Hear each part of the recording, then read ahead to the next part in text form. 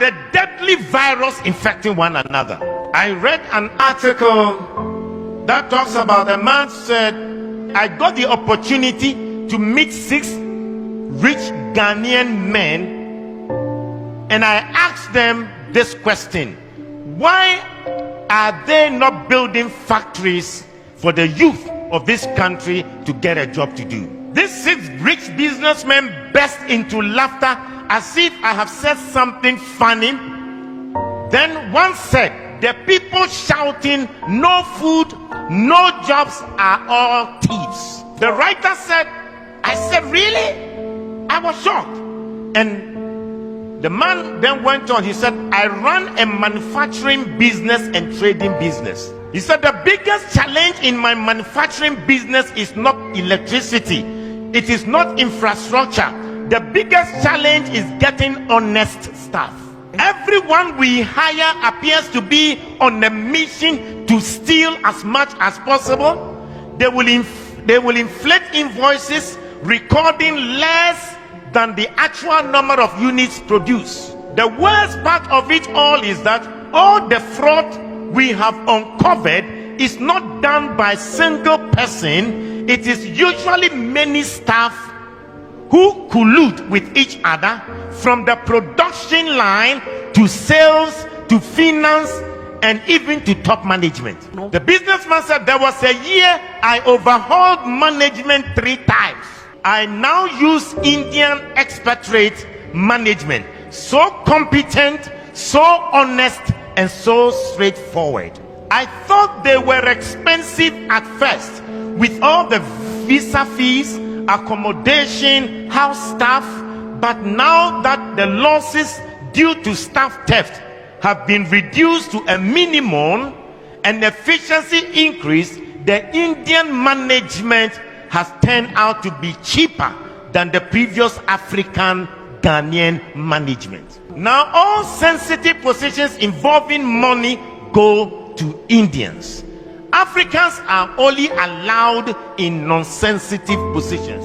This is what the businessman further said. I used to criticize indigenous African companies like Dangote Group that hire so many Indians when there are many unemployed Africans. But now I understand their painful decisions. He said, my biggest challenge in the trading business is the same. In other words, he has a trading shopping business, and he said it is getting honest staff.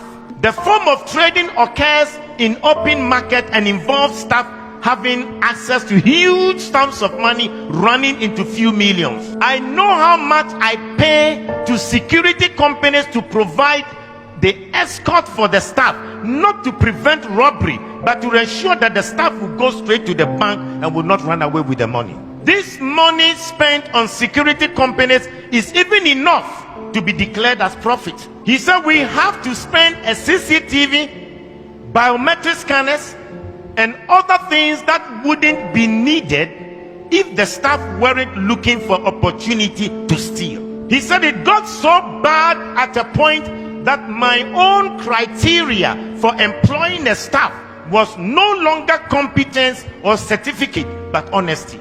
At least competence and skills can be learned, but once you are dishonest, you are dishonest. He said we always complain of the economy and how there are no jobs.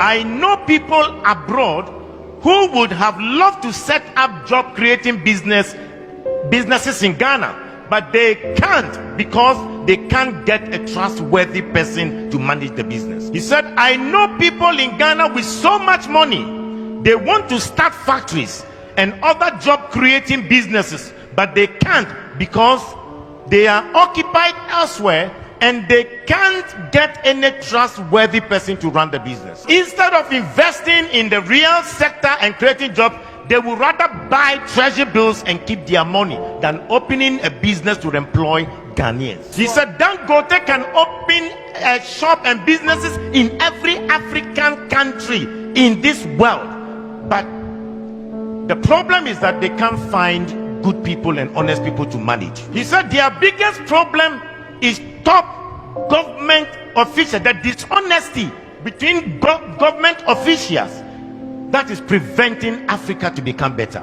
He says, start a small farm, and they start a small poultry farm, and they will steal the eggs. He said, if they don't steal the eggs, they will intentionally kill the chicken and the fowls, and then they will ask you if they can take it home. Start an entertainment center or a game center, and then the money will go into the pockets of the workers. He said the day the sales will go very high, that is when the business owner is there himself. He said they forget that they are eating your money, but they are also eating their future. Buy a car and let somebody run it as a taxi, and then they will finish you. Start a restaurant, and the people will take half of the foodstuffs into their house for food.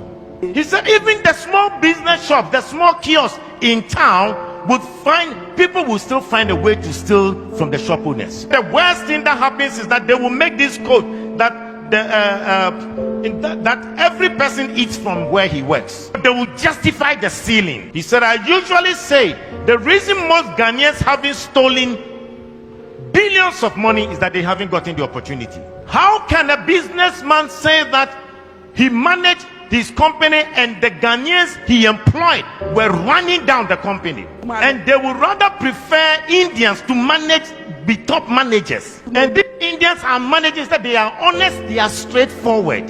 The Indians are not Christians, but most companies in Africa have trusted them because they can run their companies very well. 70% of the population are Christians here in Ghana. 17% or 16% are Muslim. You put that together, over 92% of the people in Ghana are religious. So you ask yourself the question, what is the use of going to church?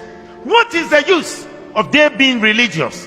And yet Hindus who are not Christians are more straightforward and honest to sustain a business than the people who come to church on a Sunday. We are our own enemies. The businessman said, you wonder why there are no jobs?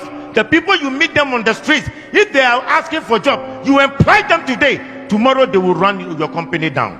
You employ members from your church and they will destroy your business for you. We are the Judases, betraying one another. We are our own enemies.